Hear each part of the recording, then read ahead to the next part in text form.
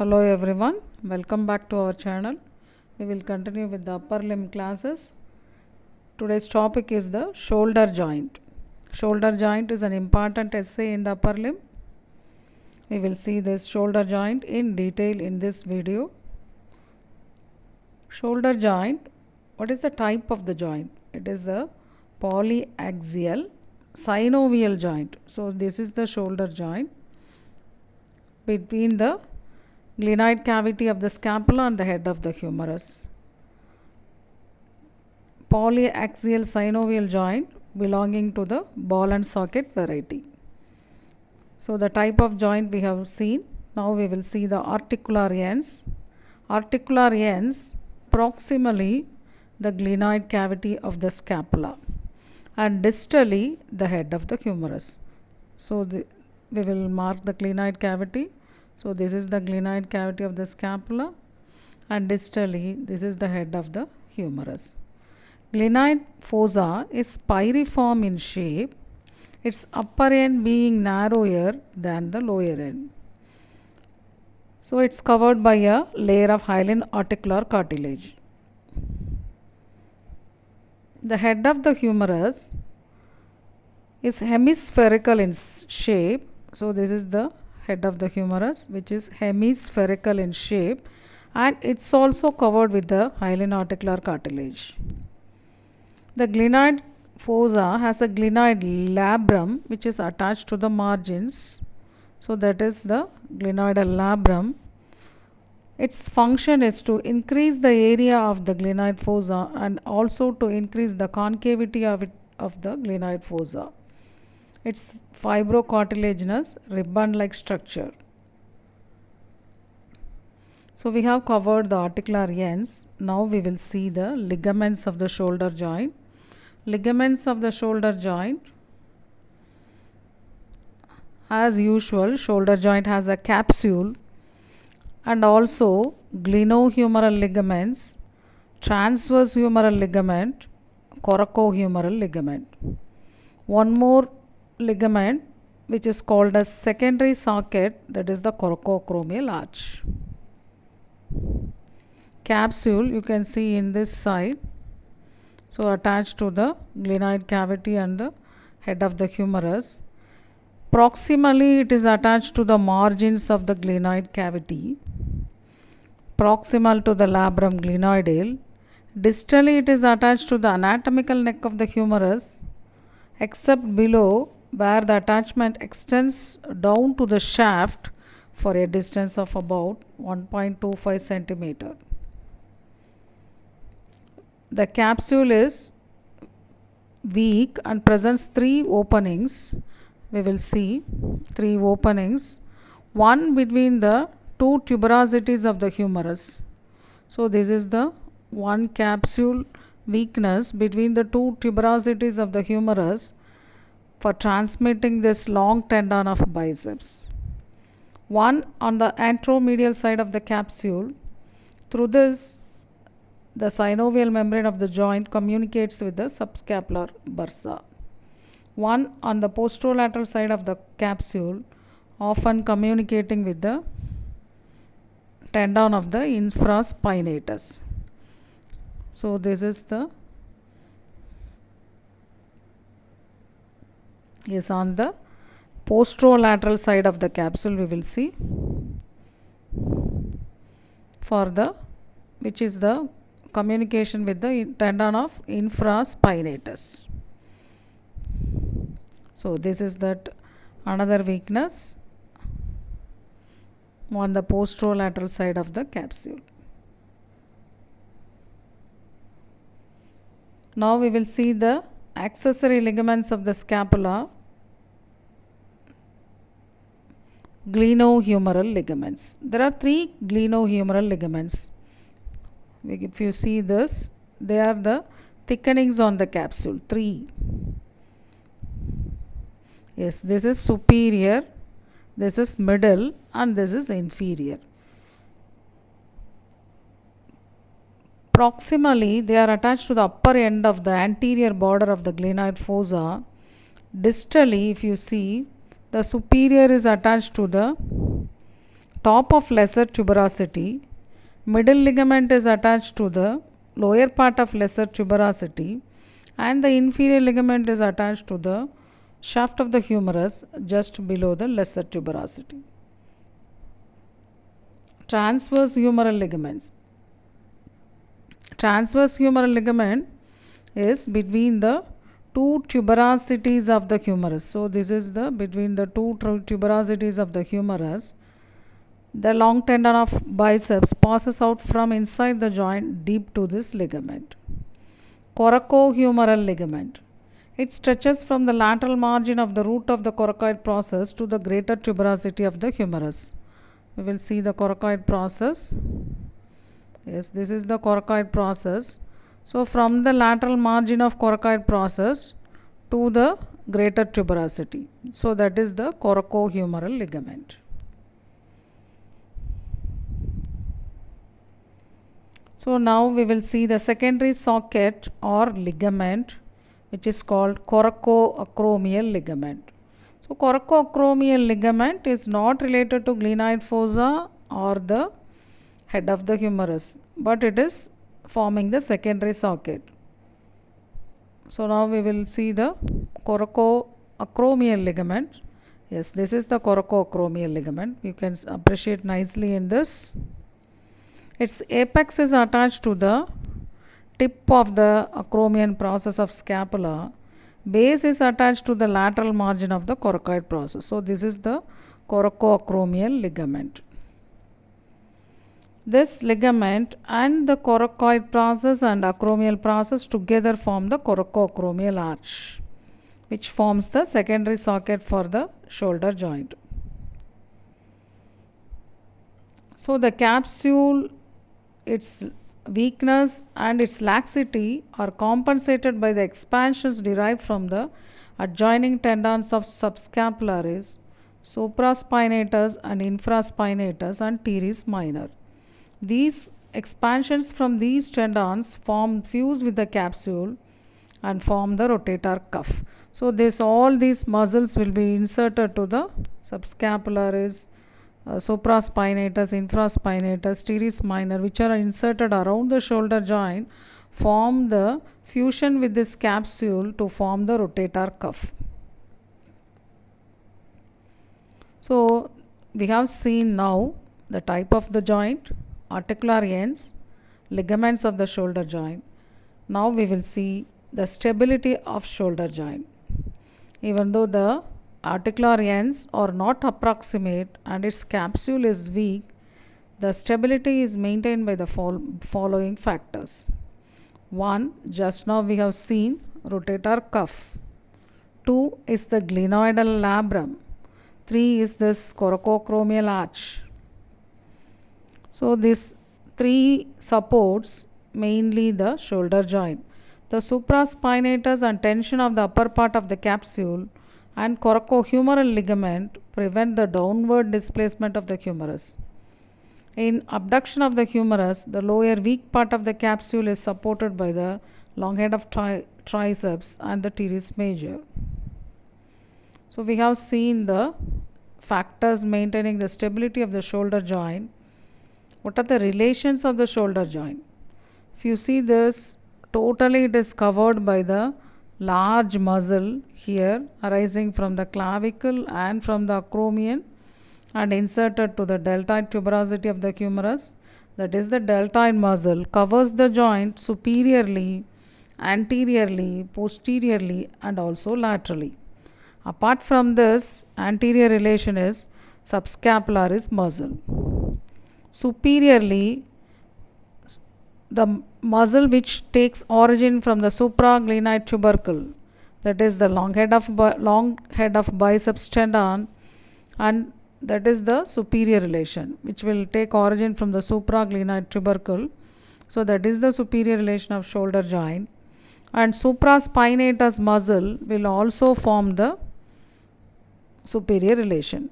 Posteriorly, infraspinatus, which is attached to the lesser tuberosity, and teres minor muscle will be forming the inferior relations of the shoulder joint.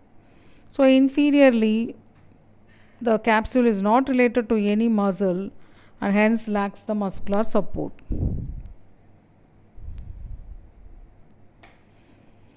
So now we have seen the muscles related to the shoulder joint. What are the bursa related to the shoulder joint? Subscapular bursa lies between the subscapular tendon and capsule of the shoulder joint. It communicates with the joint cavity. So whenever you learn about bursa, you should learn whether that bursa is communicating with the joint or not communicating with the joint. So the subscapular bursa is the one which communicates with the shoulder joint. Second is infraspinatus bursa between the tendon of infraspinatus and posterolateral part of the capsule. Next is the subacromial bursa lies between the deltoid and the capsule. It does not communicate with the joint. And also subcoracoid bursa above the coracoid process, one on the upper surface of the acromion. So these are the main bursa related to the shoulder joint. So what are the vessels and nerves which supply the shoulder joint? So around this shoulder joint, what are the vessels which encircles around the surgical neck of the humerus? That is the posterior circumflex humeral vessels and axillary nerve. They are related to the inferior part of the capsule. So they supply the shoulder joint, anterior and posterior circumflex humeral arteries, suprascapular artery, and circumflex scapular branch of the subscapular artery. Nerve supply, suprascapular nerve, posterior division of the axillary nerve. So we have covered the relations, bursa, vessels and nerves which supply the shoulder joint. The important topic in this shoulder joint or any joint is movements and the muscles producing the movements. So we will see this in detail. Active movements permitted at the shoulder joint. So it is spheroidal type or ball and socket type. So what are the movements? Flexion and extension, adduction and abduction, medial and lateral rotations, and also circumduction. So in any spheroidal joint, all these movements will be possible. So we should know the plane of axis around which these movements take place. Flexion and extension take place at right angles to the plane of the body of the scapula. So flexion and extension will be, so if you see this flexion and extension, so flexion will be moving this upper limb towards the trunk will be the flexion, and extension is moving back to the normal position. So that is the extension. They take place at right angles to the plane of the body of the scapula around an axis which passes through the humeral head.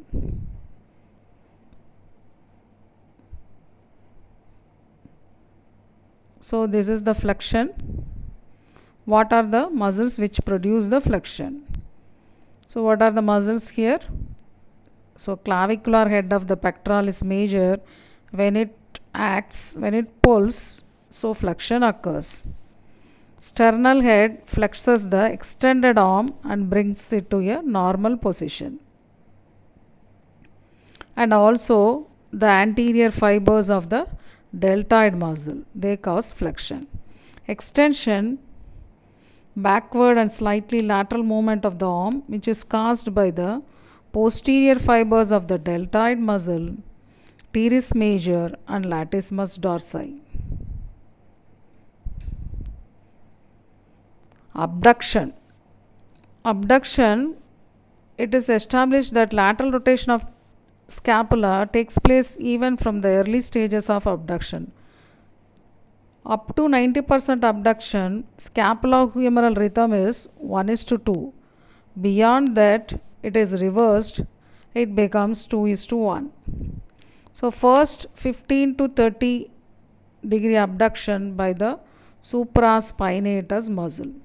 So supraspinatus muscle, if you know, so it takes origin from the supraspinous fossa of the scapula. So this is the origin. Passes beneath this coracoacromial arch, we have learnt, So this is the coracoacromial arch. So the supraspinatus muscle passes beneath this coracoacromial arch and it will be inserted to the greater tuberosity. So this is this supraspinatus insertion. So this muscle is the superior relation of the shoulder joint which we have learned. So you should understand this.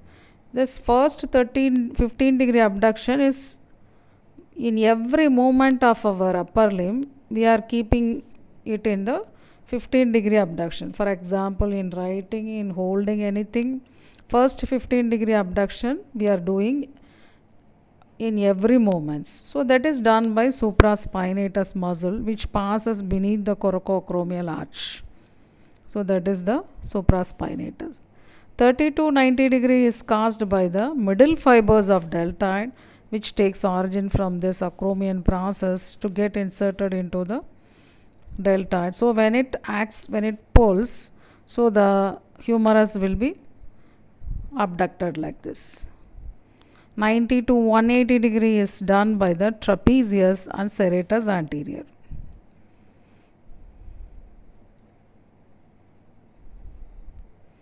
Adduction of shoulder joint is caused by, again, so this is the pectoralis major. When it acts, it flexes, adducts and medially rotates. And also done by teres major, coracobrachialis, long head of triceps. So these are the muscles which cause the adduction. Medial rotation, same pectoralis major, latissimus dorsi, teres major, anterior fibers of deltoid and subscapularis. Lateral rotation caused by posterior fibers of deltoid, teres minor and infraspinatus. Circumduction is a combination of all the movements occurring successively.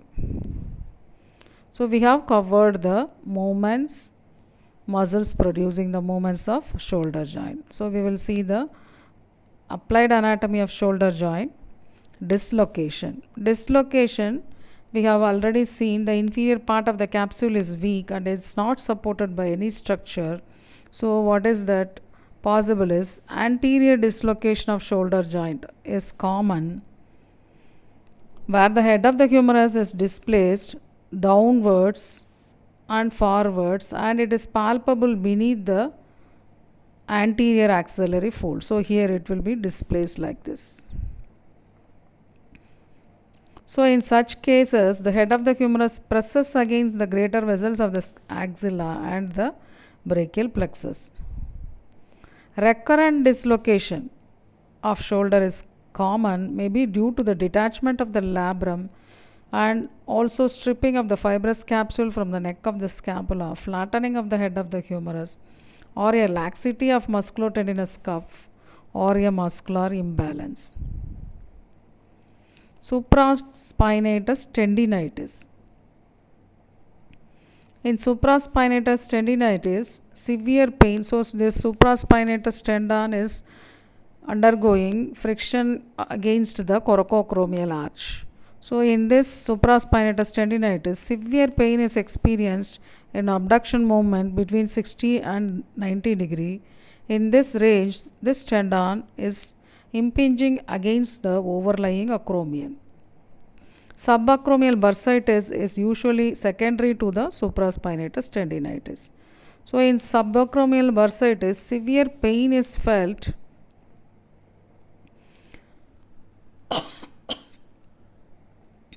just below the tip of the acromion.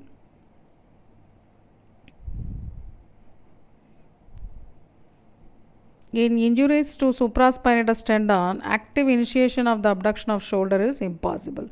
So that the patient usually develops a trick movement by tilting his body towards the injured side so that the gravity passively swings the arm away from the trunk.